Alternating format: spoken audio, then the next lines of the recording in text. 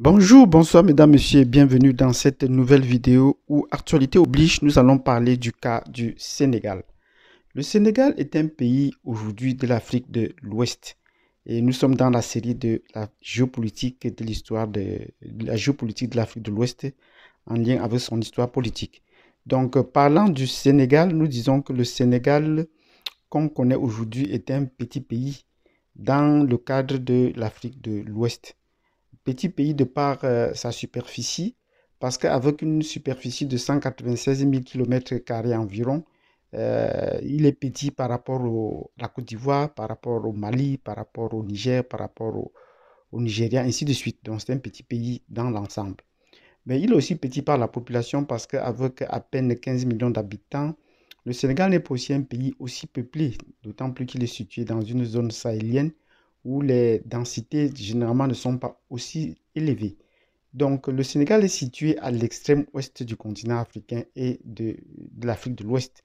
Et ce pays a été fondé effectivement par les Français, mais les premiers à accorder sur cette côte-là étaient effectivement les Portugais, qui sont les premiers à descendre un peu plus en Afrique au sud du Sahara dès le début du 15e siècle. Donc voilà à peu près ce qu'on peut dire sur ce départ. Mais les Français sont venus s'installer progressivement, sont venus s'installer d'abord dans la ville qu'on appelle aujourd'hui Saint-Louis et qui est restée la ville de Saint-Louis, le nom reste, le nom demeure. Et Saint-Louis a été la capitale du Sénégal. Donc Dakar n'est pas la capitale du Sénégal, n'est pas été toujours la capitale du Sénégal. Dakar est la deuxième capitale du Sénégal par ordre historique. Donc c'était Saint-Louis d'abord qui était la capitale du Sénégal et même la capitale de l'Afrique occidentale française. Mais avec l'indépendance, la capitale a été déférée, a été transférée à Dakar, qui est la ville la plus à l'ouest du Sénégal et la plus à l'ouest du continent africain. Donc, c'est ce qu'il faut savoir à propos du Sénégal. Donc, le Sénégal est un petit pays, mais qui a une très grande importance géostratégique et surtout diplomatique dans l'Afrique de l'Ouest et précisément dans sa relation avec la France. Et pourquoi? En faisant l'histoire politique du Sénégal, nous avons dit que la première ville était fondée par Saint-Louis et Saint-Louis était la capitale du Sénégal. Donc, c'était fondé en l'honneur des rois de France et précisément Louis XIV.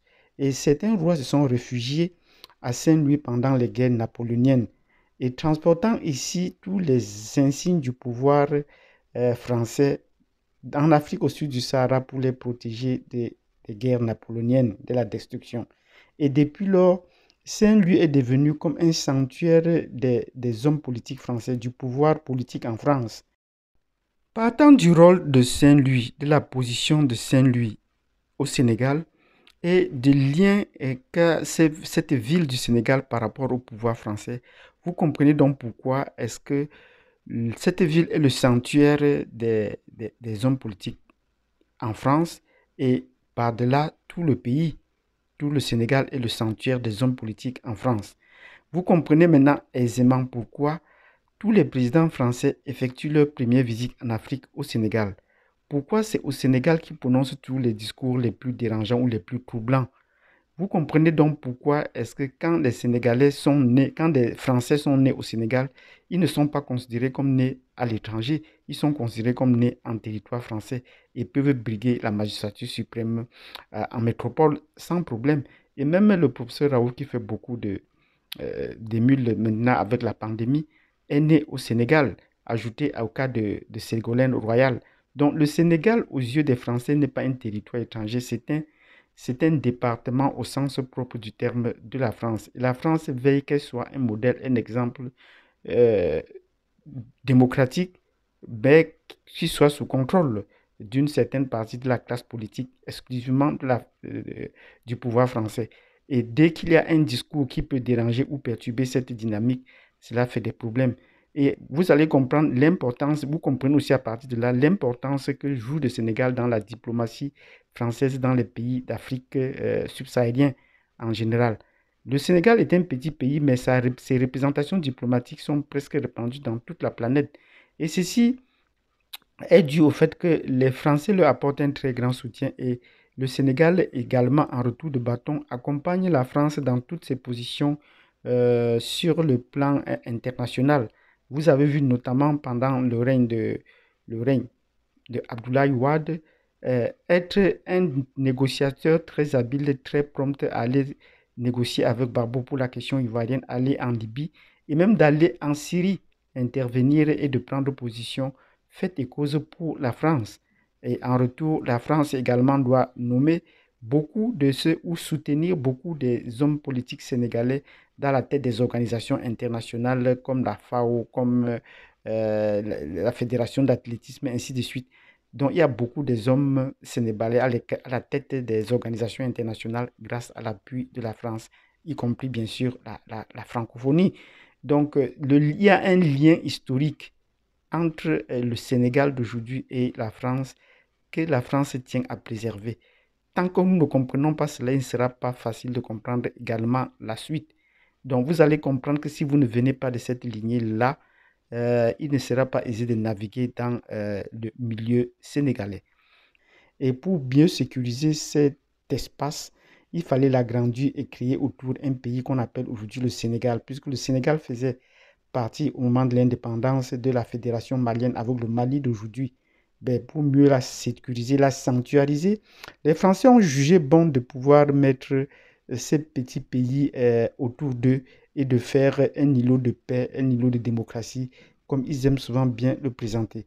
À partir de là, vous comprenez donc que le Sénégal est toujours présenté par la France comme un îlot de paix, un exemple de démocratie. Mais c'est une démocratie qui est très, très fragile. D'autant plus que les idées qui viennent, les hommes politiques qui viennent de cet espace sont toujours inféodés au même régime. Il n'y a pas de, ils sont tous des libéraux pour la plupart. Et ils se succèdent les uns après les autres et venant presque tout d'une même région. Mais depuis le début des années 80, il y a une question qui se pose au Sénégal, la question de la Casamance. La Casamance, qui est la région la plus au sud du Sénégal et qui est située entre la Guinée-Bissau et la Gambie, pose des problèmes de velléité d'indépendance depuis le début des années 80 et qui, jusqu'à aujourd'hui, n'a pas trouvé de solution.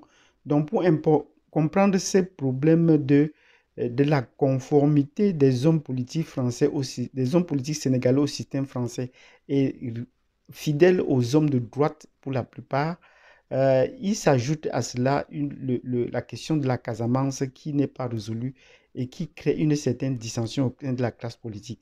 Donc, les hommes politiques viennent tous du Nord et ils n'ont pas encore été, on n'a pas encore trouvé un homme politique du Sud pour pouvoir résoudre ce problème.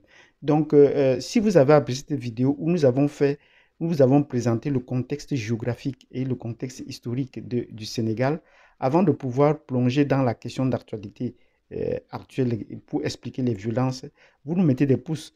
Abonnez-vous et surtout partagez pour qu'on puisse mieux s'inspirer ou s'échanger sur le cas de l'histoire politique du Sénégal. C'est si important pour comprendre la suite et surtout de l'affaire Sonko et des autres leaders qui sont passés avant lui et de la suite de comment cela s'est terminé. Donc, si vous avez apprécié cette vidéo, nous vous mettons la prochaine vidéo dans un instant.